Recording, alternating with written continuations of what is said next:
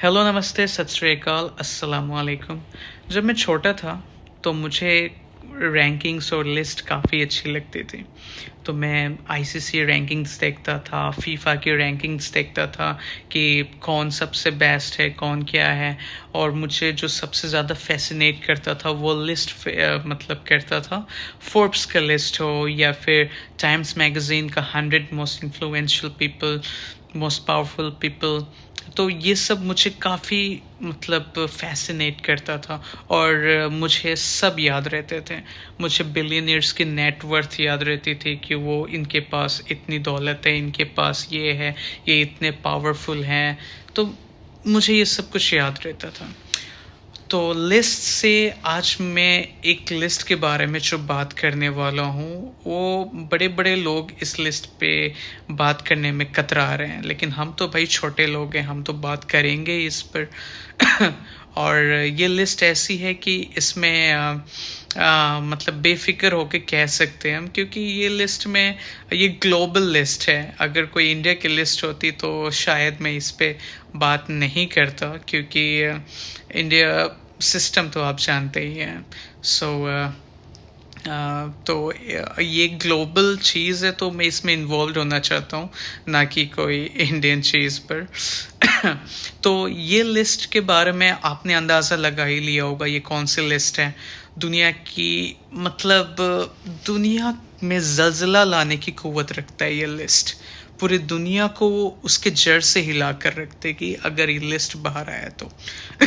क्योंकि ये लिस्ट ऐसा है कि इसमें बहुत लोगों की काली करतूतें इस लिस्ट में पड़ी हुई है, और जिसे हम वाइट कॉलर और बेहद शरीफ सोशल सोशल टाइकून या फिर फिलांथ्रोपिस्ट समझते हैं, वो दरअसल उन्होंने एक नकाब ओढ़ा हुआ है। उसके पीछे में बहुत ही घिनौना चेहरा है उनका, बहुत घिनौना चेहरा। सो मतलब अब अब जैसे कहीं पे बॉम्ब ब्लास्ट होता है, ठीक है। तो बॉम्ब ब्लास्ट होता है तो अगर कुछ भी नाम, दो चार मुसलमान के नाम अगर आ जाएं तो मीडिया ट्रायल करके उसी को कसूरवार ठहरा दिया जाता है, और किसी को मतलब फ़र्क भी नहीं पड़ता कि उसको क्या हुआ, वो जिंदा भी है, मर भी गया, मीडिया ट्रायल हुआ, कुछ नहीं, बस उसके ऊपर एलिगेशंस लग गए, बस वो कसूरवार है। अब जो हो रहा है, अब केस आपको रफा दफा करना है, दफन कर देना है, वो आपकी मर्जी, ठीक है। अब ये लिस्ट में अगर कोई नाम सामने आ रहे हैं तो नाम लेने में भी लोग कतरा रहे हैं, बिल्कुल साफ इनकार कर दे रहे हैं इस नाम को लेने में भी। तो अगर कुछ र्यूमर्स उठ भी रहे हैं बड़े बड़े लोग के ऊपर, तो वो साफ उससे बच रहे हैं, उन सवालों से उसको साफ इनकार कर दे रहे हैं, कह रहे हैं कि this are only rumours, there are no evidences, how can you defame me, how can you character assassinate me. मतलब ऐसा मतलब कह रहे हैं कि उनको डिफेम किया जा रहा है, उनका कैरेक्टर असैसिनेशन किया जा रहा है, वगैरह वगैरह। ये सब चौंचले इनको जब यही सब में याद आते हैं, बाकी मतलब अदर एंड पे कुछ भी हो रहा है इनको कोई लेना देना नहीं होता। और इस लिस्ट में इतने बड़े बड़े लोग हैं, इतने बड़े बड़े पॉलिटिशियंस है, बिजनेस टाइकून्स है, और राजघरानों से भी लोग बिलोंग करते हैं। इसमें काफ़ी लोग इसमें इन्वॉल्व हैं इस चीज़ में, एप्स्टिन्स के लिस्ट में। मैं बगैर वक्त ज़ाया कि आपको कुछ नाम से रूबरू करवाता हूँ, और आप काफ़ी शॉकिंग भी होगा कुछ कुछ नाम, अगर इनके नाम आपने सुने होंगे तो। तो स्टार्ट करते हैं बिल क्लिंटन साहब से। Bill Clinton, Donald Trump, Prince Andrew, Ehud Barak, Bill Richardson, George Mitchell, Al. Gore, John Kerry, Tom Pritzker, Frederick Goodwin, Les Wexner, Leon Black, Glenn Dubin, Peter Soros, David Koch, Bill Gates, Mark Zuckerman, Thomas Pritzker, Alan Dershowitz, Lawrence Krauss, Ken Starr, Kevin Spacey, Chris Tucker, Courtney Love, Naomi Campbell, David Copperfield, Mick Jagger, Michael Jackson, Jean-Luc Brunel, Stephen Hawking, Harvey Weinstein, Ralph Fiennes, Amy Taylor, Marvin Minsky, Lawrence Cross, Martin Nowak, Naomi Campbell, Adriana Lima, Alessandro Ambrosio, Rupert Murdoch, Richard Branson, Michael Bloomberg, Barbara Walters, Henry Kissinger, John Cleese, Joan Rivers, Alec Baldwin, Ted Kennedy Jr., Oprah Winfrey, Beyonce, Jay-Z, Tom Hanks, Ellen DeGeneres, Barack Obama, Justin Trudeau, Joe Biden, Stephen Colbert, Chrissy Teigen, Will Smith, Jada Pinkett Smith, Katy Perry, Lady Gaga, Elon Musk, Jimmy Kimmel, Robert Downey Jr. ये तो मैंने कुछ नाम से आपको बोले हैं। अभी इसमें कौन कौन लोग शामिल हैं, दर्जनों लोग, क्या बताएं। लेकिन कार्रवाई होती कहाँ है? इससे पहले भी काफ़ी सारे लीक्स हुए।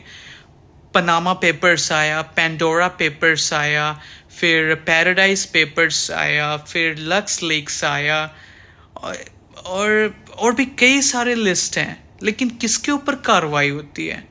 कुछ नहीं होता। और आप जिस तरह आप मतलब गौर किया होगा आपने, इसमें कोई मुस्लिम नेम्स नहीं थे, ठीक है। And this all people are Zionist, ठीक है। जो पूरे दुनिया को, निज़ाम को अभी कंट्रोल इन्होंने ही किया हुआ है। पूरे नैरेटिव्स कैसे सेट किए जाते हैं, इन्हीं लोग करते हैं सब कुछ। पूरे दुनिया में क्या करना है, क्या होना है, यही कुछ चंद मुट्ठी बड़े लोग डिसाइड करते हैं हमारा मुस्तकबिल। अब आप खुद सोचो।